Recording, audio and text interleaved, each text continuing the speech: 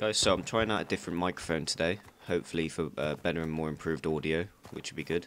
The gameplay you're seeing is a squad deathmatch on Operation Riverside, using the engineer class with the A91. I use 4-grip suppressor and a Cobra red dot sight on this. I'm really liking this gun at the moment, and I mean I've always seemed to like the engineer class because all the weapons from Bad Company 2 were the only suppressed weapons in that game you could get, and they just made you feel like a badass when you used them purely and simply. So I tend to like rolling with them in this game as well. They tend to serve me quite well.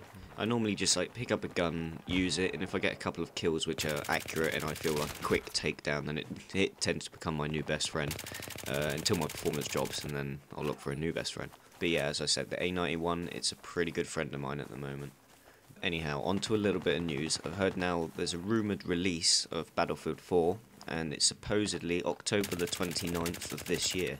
And it seems legit considering that Battlefield 3 came out on the 25th, and other big games like Assassin's Creed Black Flag are due to come out on the same day. That's 29th, that is. Also, I hear that it's Tuesday, which is quite a common day for big games to be released, especially in America. Whether or not that's true or not, I don't know, but I guess it's something that can be taken into account. I found that it's also been confirmed that there will be no co-op mode in Battlefield 4, unlike that of Battlefield 3. They believe that the extra setup would prevent them from properly focusing on single-player and multiplayer offerings. Now, if that's true, then this can only be a good thing. I mean, of course, the thing we're all looking forward to in Battlefield 4 is the multiplayer, although we're really looking forward to and hoping that they've stepped up on the single-player campaign. So, you know, if missing out the co-op mode is going to benefit both of those aspects, then I'm all for it. Don't get me wrong though, I mean, I'm going to kind of miss it, because I thought it was quite good in Battlefield 3. It got you to go and do something slightly different in order to unlock a couple of guns online. I mean, some of you may disagree and think that that was a bad thing, but for me, I thought it was quite good. You could go off with a friend, do something slightly different, you know. And for one thing, one of the levels taught me how to use a helicopter. But yeah, as I've said, if it improves single-player and multiplayer offerings, then go for it. I can live without the co-op. Another thing that DICE and EA are doing with their game is they are considering esports compatibility. Now, first of all, what is esports? I assumed it was competition-based, but due to being unsure, and nor EA or DICE going into much detail about it, I did some research and found out it is the evolution of competitive gaming. Apparently transforms video games into a spectator sport, so essentially people will come to watch you play the games competitively on a large screen, or large screens should I say, because it's not going to be just you. The large screens being behind you, that is. I mean, you all play on your separate monitors, but there's a big screen showing what play you're doing behind all the players, so that all the spectators in front can obviously watch the big screen while you concentrate on yours. But apparently there are even up to thousands of people which go and attend on-site to watch this, as well as hundreds of thousands watching online on something similar to like an ESPN broadcast. Personally, I think it'd be great to have this enabled, because Battlefield is definitely a very competitive game, and it's more than deserving to be in for competitions.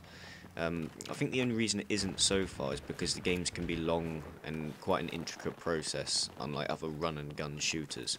So if they can allow for this, I think it's a brilliant game to have on a high competitive level. I mean, I think it probably just takes quite a long time at the moment for rounds to finish, so people can progress onto the next level.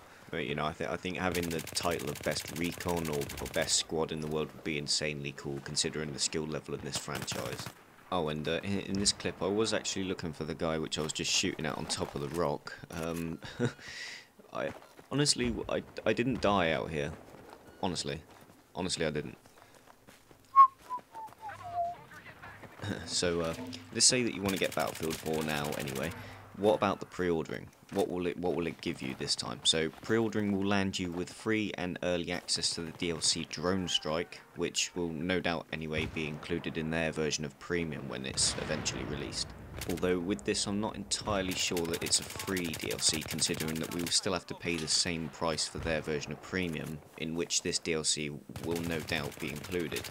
Like, for example, how Back to Karkand was implemented. Although it is no doubt still early access, you know, you're not paying any extra in order to pre-order. You're basically just going to be getting Drone Strike slightly earlier.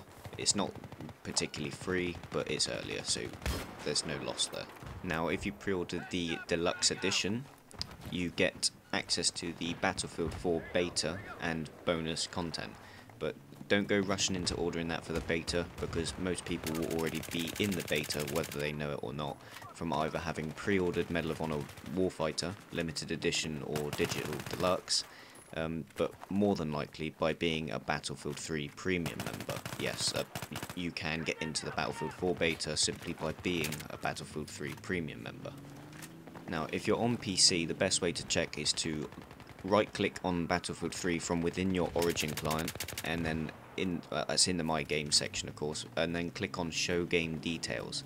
Then you can look in under the expansion section, and you'll see Battlefield 4 Beta there, should you be eligible for it. Now, you may have already made your decision, because you may not already be in the beta, in which case you think, yeah, the extra money for Digital Deluxe is worth it, considering I get into the beta and I get bonus content. But what about if you already are in the beta? Is the bonus content worth the extra cash? Well, in my personal opinion, no, because the so-called bonus in-game content, I'm predicting that it will be similar to that of the pre-order bonus for Battlefield 3, where some people exclusively got the Type 88 LMG, in which we later received, all of us, in the DLC via an assignment. Either way, I think everyone will likely get their hands on whatever this content is at some point or another. So, you know, for that reason, I myself pre-ordered the normal edition of Battlefield 4. And take this into account, especially if you intend on getting their premium subscription, or whatever it is they have in offer for us, because that will land us with whatever bonus content the Digital Deluxe pre-order guys got. So, all in all, we'll all be able to get our hands on every aspect of the game at some point or another. So I hope that information was somewhat helpful to you. Unless, of course, you want to pay extra for some dog tags, in which case, go ahead. Physical dog tags, I mean. But anyway, that's it for this video. Many thanks for watching, and I'll see you guys in the next one. Cheers.